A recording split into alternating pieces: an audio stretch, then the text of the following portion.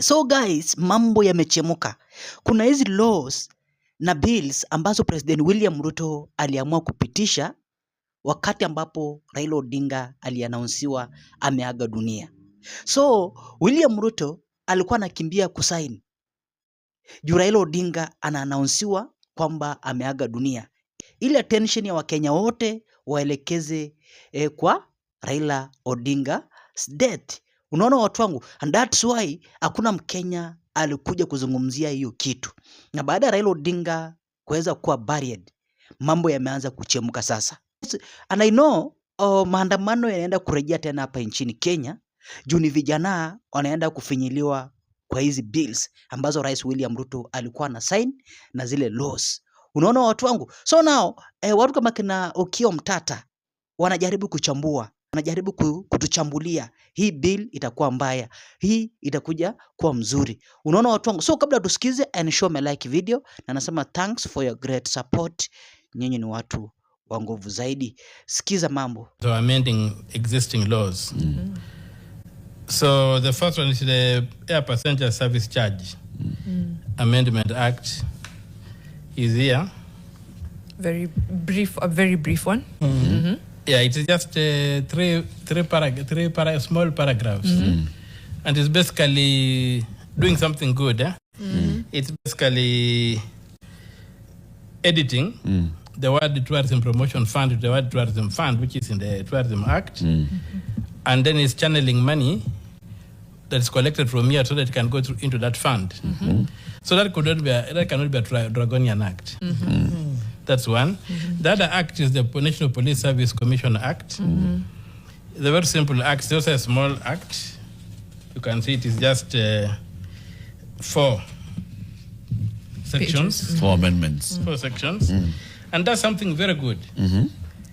It's dealing with the issue of health, mental health in the police service. What does it say?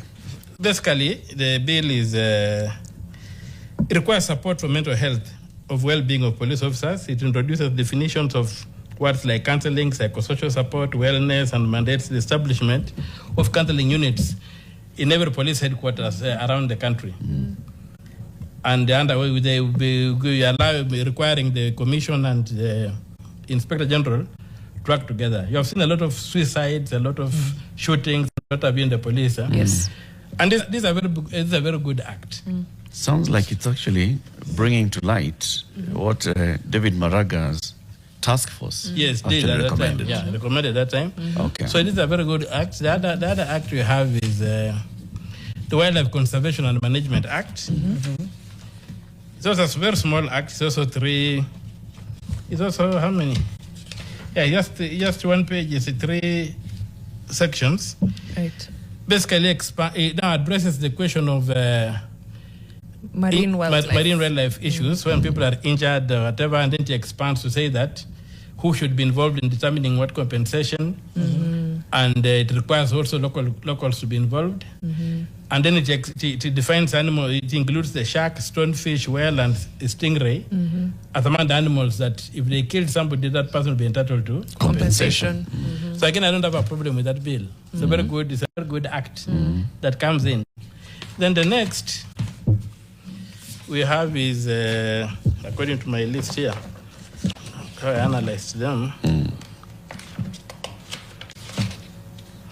The Land Amendment? Or? Yeah, it's the Virtual Assets Virtual Assets Providers Act. That's a complete act. It's a new one. It's a whole bill, it's a whole law. So it's basically to create a legal framework for operating in this new area of cryptocurrencies and stuff and whatever. And Kenya has been lacking this law. Very true. It was long overdue.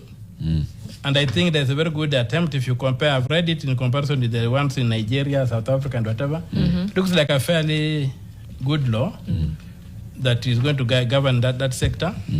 So it was signed into law. I didn't find an issue with it. Then the next I have is the Land Amendment Act. That Land Amendment Act also updates the land register.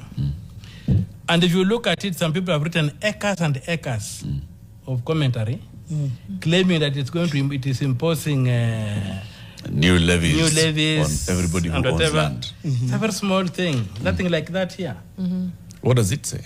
It's basically, he says that basically my understanding is that it introduces a new definition of registrar to make it consistent with the definition of registrar in the Land Act, Section 12. It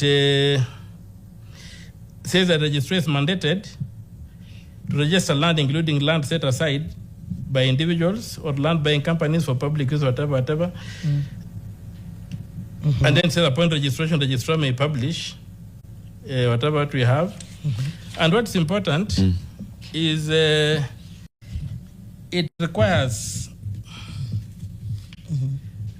it requires that all public land be registered.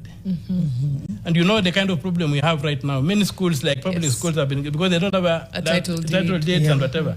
So again, this is a very good act.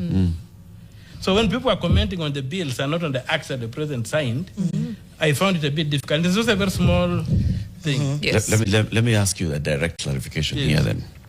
Does this land laws amendment have any part where it's talking about charging levies and rates to freehold land? No, it doesn't address it. There's nothing, even the word levy does not appear anywhere, or rates. Rates, levies, Simply, freehold.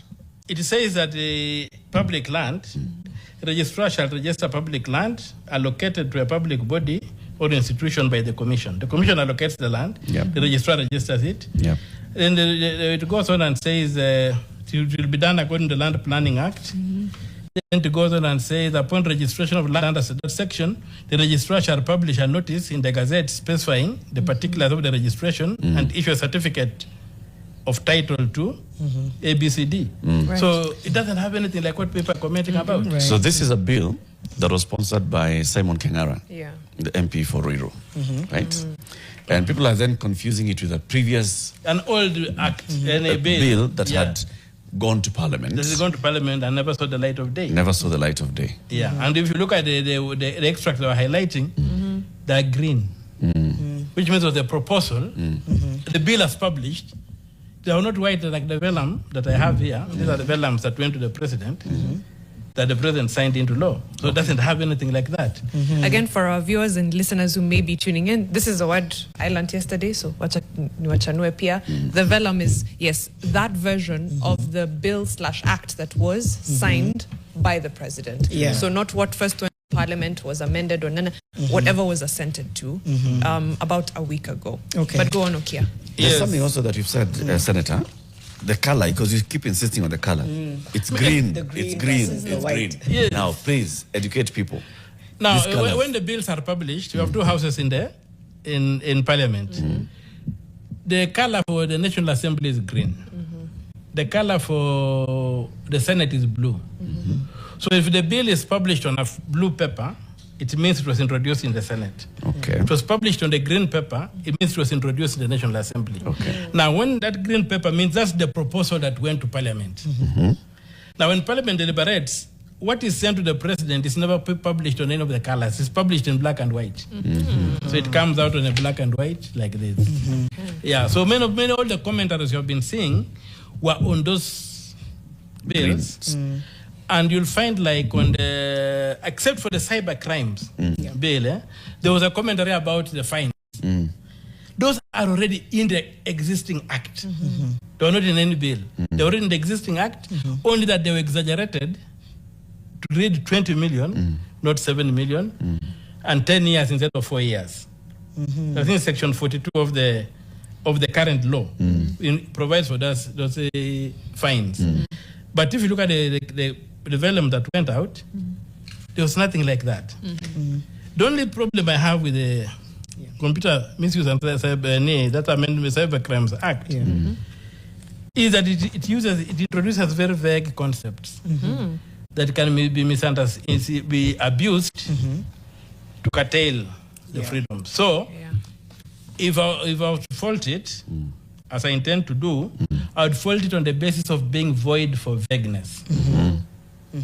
Number two, it also brings in concepts like, which I've not seen anybody discuss, it brings in a concept like inappropriate sexual content of a minor. Yeah.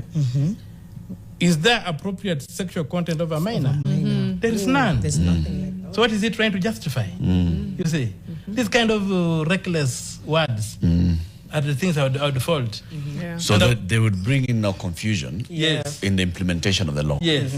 So the other thing is that the commission, it's not a bad thing that where it is proved that a website is violating the law. The court. Now, who proves? Who proves? Yeah. Yes. Yeah, that lack of clarity there would also make it void and could be open to abuse. Then now when you go further down, you find that the 46A talks about the same issue, but now with the court doing it. So there's that duplication and contradiction in the law. So it's a very, very poorly drafted law. So I would attack it on technicalities that concern how it was drafted and those kind of things, and the failure to comprehend concepts. Because to talk of inappropriate sexual content of a minor is to undermine everything you've done about minors. Yes. Saying that it's a no-go area. Yeah. Okay. Yeah. Agreed. Yeah. Again, Can for be sorry, weaponized. for again clarity. This one was a bill introduced. It was a private members bill introduced by the MP for Lamu East, Mohammed Yes. Obo. No, Yes. not that one. No, the computer misuse. It was introduced by Eden Daoud Mohammed, Yes, Eden Daoud. the MP for Wajir East. Yeah. And when it was being treated in Parliament, the issues that you're seeing here, you're raising, are the way it was drafted and the vagueness that it introduces. Yes. Do you read mischief? Well, I don't know. Because if part of the things that are in the public domain is that, there could also be mischief, that this is a backdoor route of trying to come and curb on people's freedoms. Yeah. Well, since we are founded on the narrative of the devil having confused Adam and Eve, we are wired for conspiracy theories. So there's always that, but I don't act on that. I act on hard scientific facts. The scientific facts I see in this act is that it is dangerous because it is very vague. It can be taken either way. Right. So there is need for law to be clear, and this is so that when people who are bound by it can understand it easily. Right. So that's the issue I would have. But see, if just like if that sentence had read where it is proved by a court of law. Okay, Senator, let's go through because a lot of people have not had the chance to go through this Computer Misuse and Cybercrimes Act now. But some of the things you're raising red flags about, I threaded. If I miss some, we'll get back to them. But then let's go through. These are things that For you, for me, are were red red flag. flags. But if you agree, yes. If not, why not? And then we can also now find the fix after. So let's start with the issues of the language. The National Computer and Cybercrimes Coordination Committee may issue a directive to render a website or application inaccessible. That's basically to take you offline, right? If it promotes unlawful activities, inappropriate sexual, content of a minor, as you said. What is inappropriate sexual content of a minor? Terrorism or religious I think extremism. I've missed out something. Yes? It begins with where it is proved that Yes, where it is proved that. a website Yes. promotes that. Promotes Yeah. the inappropriate sexual content Yes. of a minor, terrorism, religious extremism, and cultism. So that begins, for me, like he says, the vagueness of the language, where it is proved that, who is proving, what is inappropriate sexual content of a minor, given that all sexual content of a minor is inappropriate. Terrorism has been weaponized in the last few months. Just this year alone, we have seen peaceful protesters being charged with terrorism. So already that term terrorism has been weaponized by the state. So then again, to bring it into this act, when it's not, and we have clear definitions of what is considered terrorism, but already we've seen the weaponization of that term. So I'm like, is that also problematic? And Okay. the thing that saved people in court was that we have clear guidelines on what If I may ask you, Mariam, constitutes terrorism. Yeah. and Senator, you can also just add on to this. Is this law mentioning the word terrorism for the first time? This amended law, It is or has a Computer Misuse and Cybercrimes Act as it was previously, also touching on terrorism, It has been amended. on pornography, on extremism.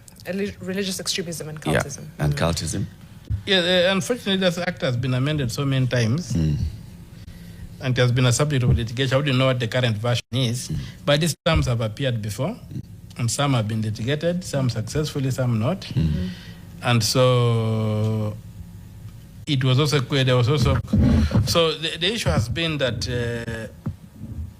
there should be judicial supervision over administrative acts that affect the enjoyment of rights in the Bill of Rights.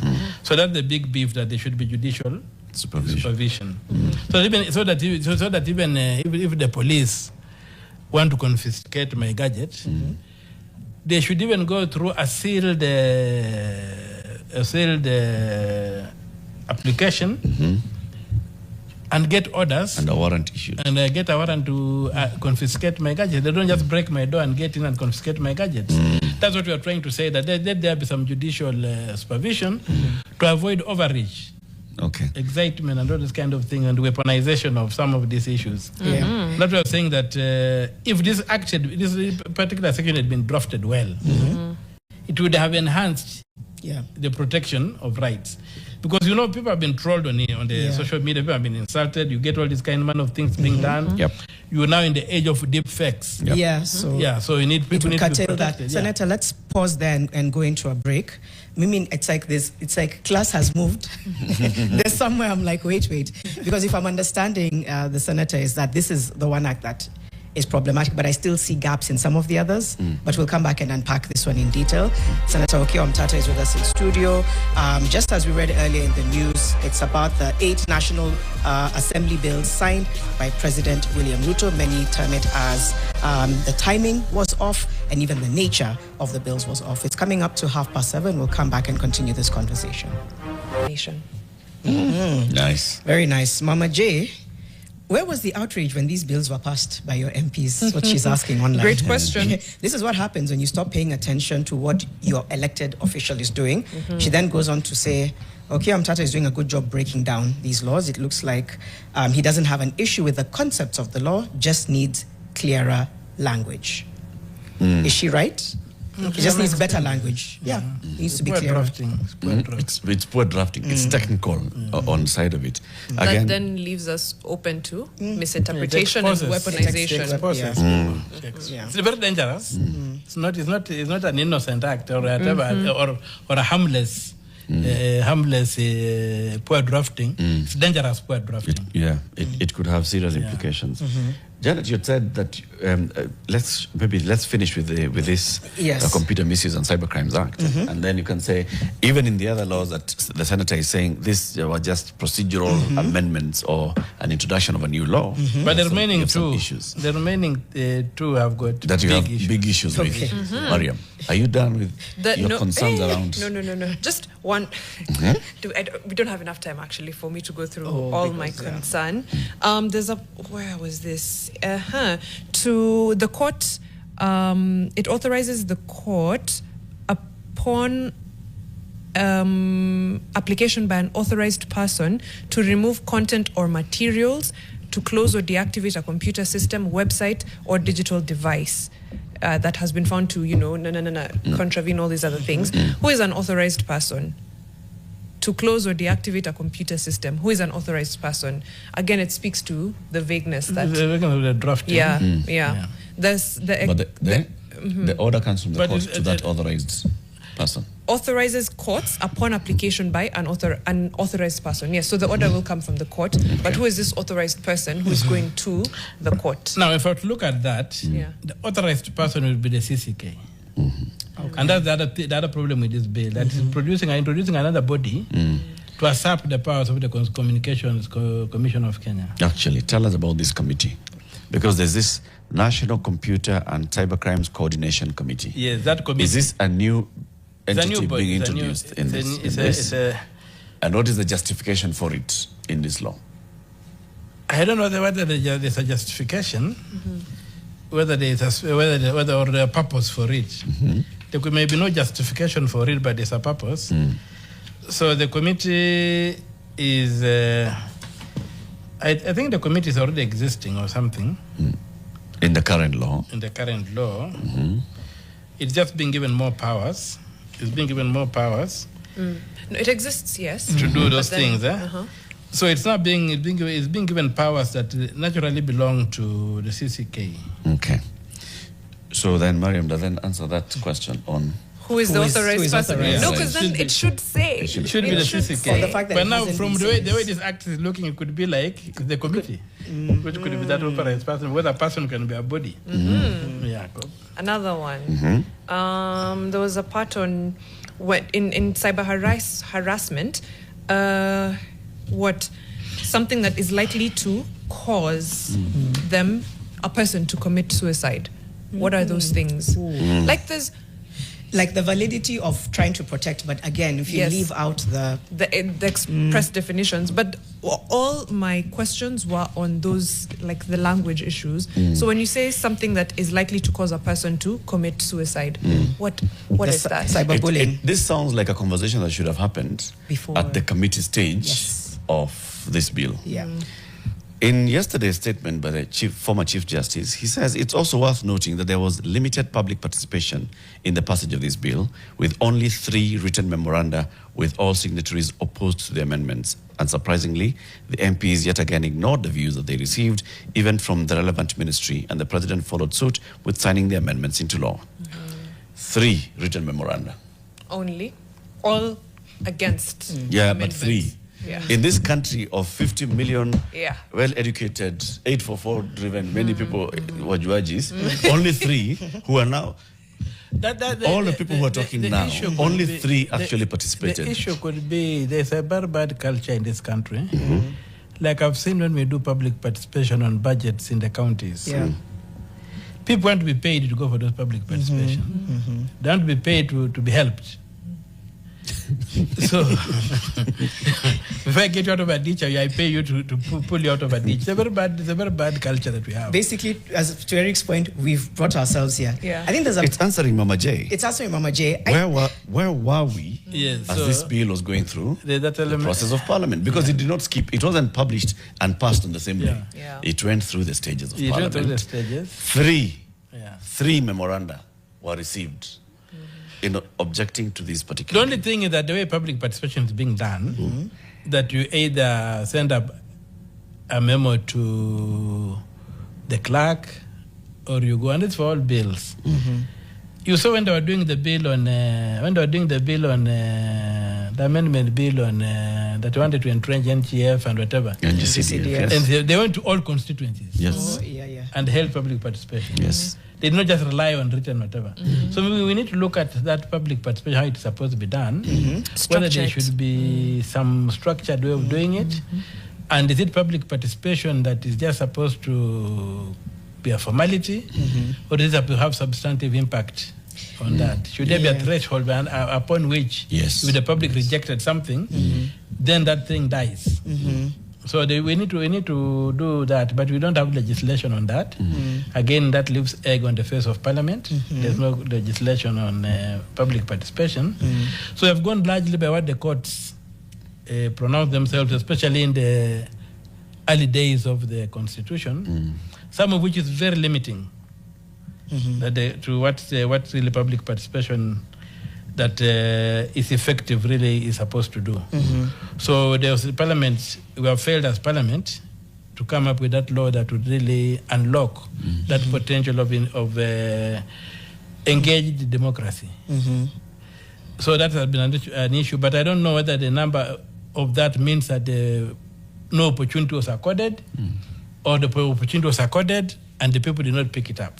Yeah, and So sometimes, and we've talked about this. Remember, you talked about the impeachment of the former deputy president. When public participation, when it's within their interest, Yeah. Yes. Suits them. you will know. And I think will be in the that's- dailies, It will a be in form the for you to dailies. fill. Yeah. It'll be on, and I think Senator is right. I keep going back to there's a gap in how public participation is carried out, is explained. I'm not saying it as an excuse because it's true. Even what Mama J has said, I'm like, anyway, where was my outrage? Yes. How did Mine it as pass so many of us? Did it pass us, or was it just too technical to understand and access? That's going But to it's stay not with me. technical now that it's law. Yes. So it was technical and it was a bill. Yeah. When it has become law, we are suddenly. Very clever. Very clever. I don't know if senators, if you've exhausted. I think your two other bills that Yeah, I've got two other laws I've got that you three have mentioned. others. can get to I've got them. two others. Yeah. So there is the National Land Commission Amendment Act. Now this one is a bullet aimed at me. Directly, it's a bullet by Parliament aimed at me because in 2021, what happened? The Constitution established a National Land Commission, gives it the mandate to investigate historical injustices and those kind of things, and review allocation of lands. Does not impose a timeline on that. Parliament, through the National Land Commission Act, decided to impose a timeline of 10 years to limit the work of the commission. And they are doing this from 1895. The commission is underfunded and all that. So the aim was to defeat the constitutional provision that the commission could continue executing that mandate. So I went to court, petition number E349 of 2021 in the High Court here. So I've slugged through the courts. We had a hearing sometime in July. There's a judgment coming in November, on 20th of November, before Honorable Chacha Mwita.